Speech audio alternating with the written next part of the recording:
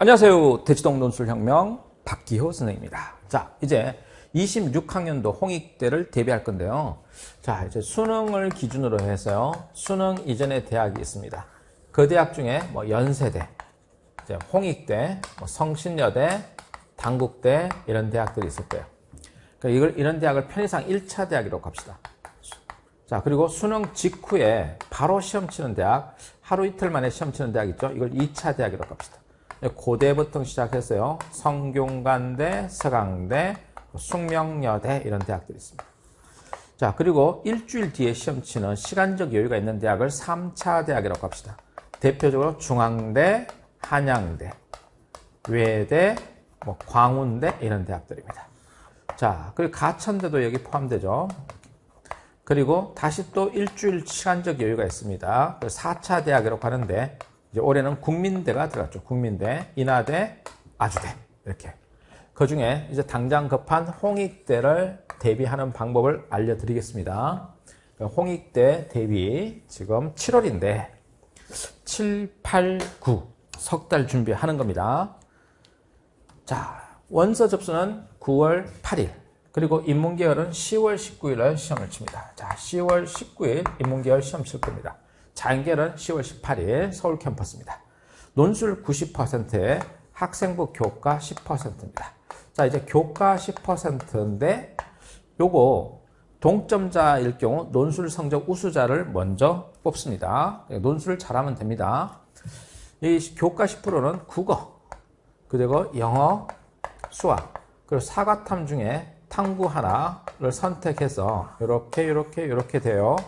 자, 이 중에서 잘한 과목이 있을 거예요. 잘한 과목. 잘한 과목의 상위 3과목. 국어에서 잘한 거 3과목, 총 12과목이 있는데요. 총 12과목을 학년 구분 없이 반영합니다. 석차 등급으로 3학년 1학기까지 반영됩니다. 그런데 자기한테 유리한 것만 반영하니까 평상시 자기가 5.5등급이다, 평균. 근데 잘한 것만 반영 계산했을 경우 내가 잘한 과목만 반영하면 평균 4등급으로 이렇게 올라갈 수도 있는 거예요. 그래서 여기에 등급은 그렇게 신경 안 쓰고 준비하면 됩니다.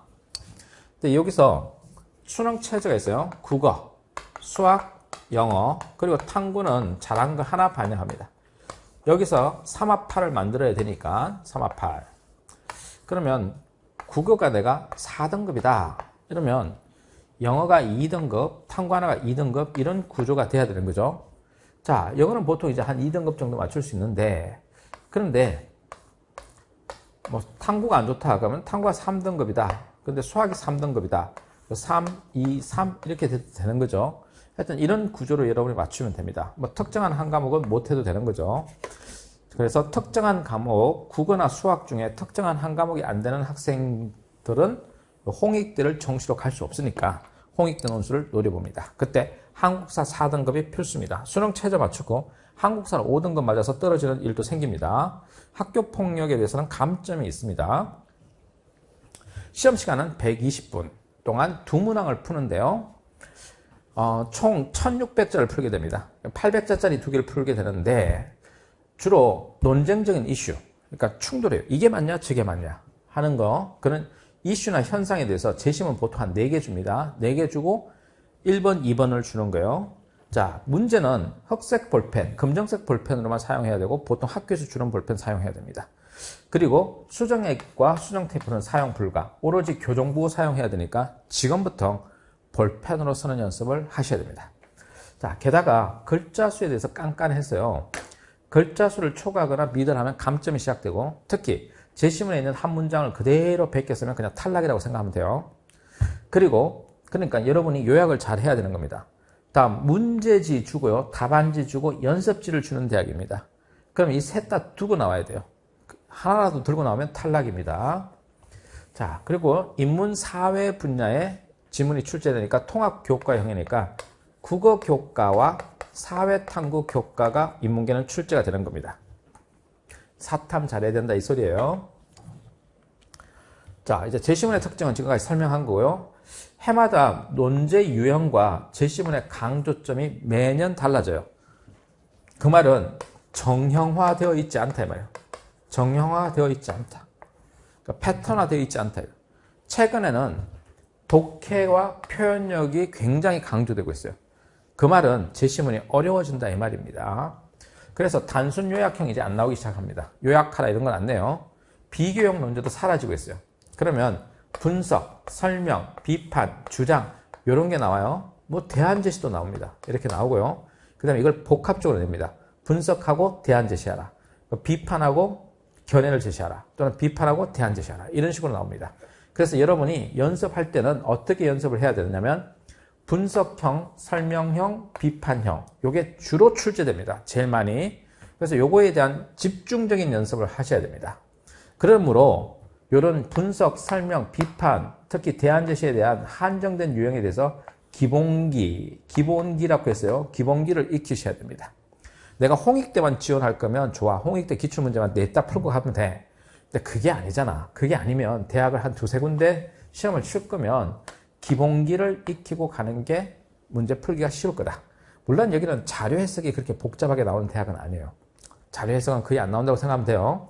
그리고 최소한 최근 3개년치 기출 문제를 푸는데 맥스, 최대한 4개년치를 풀면 된다. 그 정도 풀면 된다. 너무 오래된 거 풀 필요 없고요. 22기출, 23기출, 24기출, 25기출을 요거 풀면 됩니다.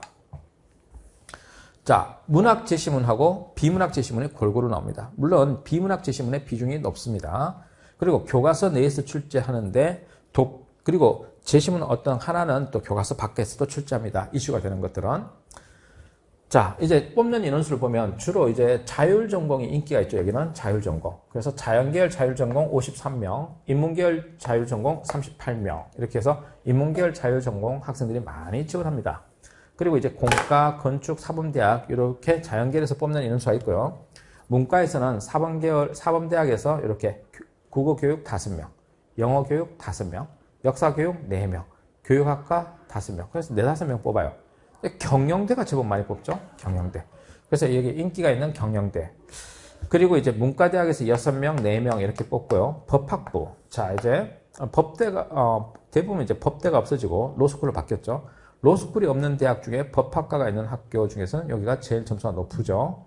경제학부 8명, 그리고 예술학부 4명. 요거 미술대학의 예술학과 4명을 논술로 뽑는다. 요게 특이점이다 하는 겁니다. 자, 이제 기출문제 잠깐 살펴보면 필자가 어떤 관점으로 설명되는지. 자, 이제 설명형이죠.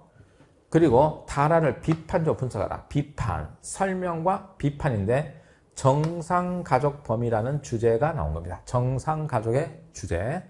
다음 여기서는 기술혁신을 활용하는데 유전자 가위에 대해서 결론을 선택한다는 거니까 주장하는 겁니다. 주장, 그리고 근거 제시. 자, 그리고 나서 국가가 어떤 노력을 해야 되는지, 국가의 노력, 대안이죠. 대안. 또는 국가의 노력에 대해서 설명하는 겁니다. 이렇게. 그러니까 뭐 이렇게 정상 가족의 범위, 또 기술 혁신 활용, 유전자 가입, 요게 이제 주제였던 거죠. 이렇게 쟁점에 대해서 나옵니다. 자, 문화 변동의 요인과 양상을 분석하는 거, 그리고 문제에 대한 대처 방안, 대안 제시, 이렇게. 다음, 무역 확대를 해서 긍정적 영향, 즉 자유무역 확대의 긍정적 영향과 부정적 영향, 이렇게 쟁점형이죠. 그래서 부정적 영향에 대한 대응, 즉 대안을 제시하는 겁니다. 이렇게 비교하고 분석한 다음에 비교 분석, 그리고 대안 제시, 이렇게 나왔다 하는 겁니다. 자, 24학년도에 보면 역사 소설의 속성, 그 유의점이 뭐냐를 설명하라요. 그리고 역사 사실에 대한 접근 방식을 분석하고 평가해라. 평가니까 옳다, 그러다, 타당, 부당. 자, 그리고 분석하라. 이렇게 해서 설명, 분석, 평가형이 나왔고요. 다음, 국가의 역할인데 개인의 경제활동에 대한 국가의 역할에 대해서 설명하고, 그리고 내용을 각각 분석하라. 설명, 분석형입니다. 다음, 윤리적 접근법 중에 관련된 것을 각각 골라 분석하고, 분석. 그리고 인간과 AI 로봇의 바람직한 공존의 조건, 대안 제시죠. 이걸 3가지 이상 논하라. 그래서 AI 로봇이라는 시사적인 문제가 나왔어요. 그래서 이 대학은 시사적인 게 나옵니다. 그래서 최근 시사적인 쟁점을 분석하고 시험 전에 분석하고 대비하는 게 맞습니다. 다음, 공동체에 대한 관점을 지나치게 강조할 때 바와 사에 당면할 수 있는 문제와 그에 대한 개선 방안을 제시하고, 즉 문제점을 제시하고요. 거기에 대한 대안을 제시하는 겁니다. 그리고 한계를 비판하는 겁니다. 이때 통계 자료를 활용하는 게 나왔습니다. 가끔 나오는 거지 매년 나오는 게 아니에요. 그 통계 자료는 가끔 나오는 겁니다.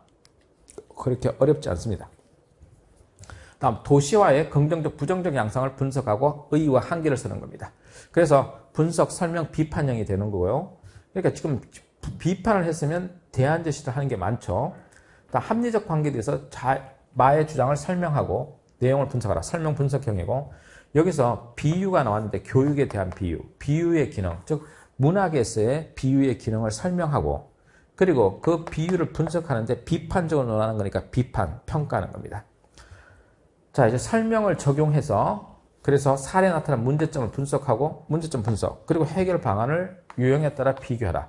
그래서 문제점과 대안을 비교하는 형태였습니다. 이런 식으로 23학년도까지 기출문제를 살펴봤습니다. 그럼 이제 여러분들이 해야 될 건 뭐냐? 일단 최근 기출문제 4개년치를 꼼꼼히 푼다. 한 번 푸는 것에 만족하지 말고 2번, 3번 풀어서 완벽하게 이해를 한다. 어떻게 풀어야 될지 한 번 풀어봤을 때와 2번 풀어봤을 때 차이점이 날 거다. 다음에 이제 마지막 최종적으로 예상 주제에 대해서 준비하고 들어가면 홍익대는 대비가 끝날 것이다. 시간상 7월에 아직 논술 시작하지 않았다면 7월에 기본 원리를 익힌다.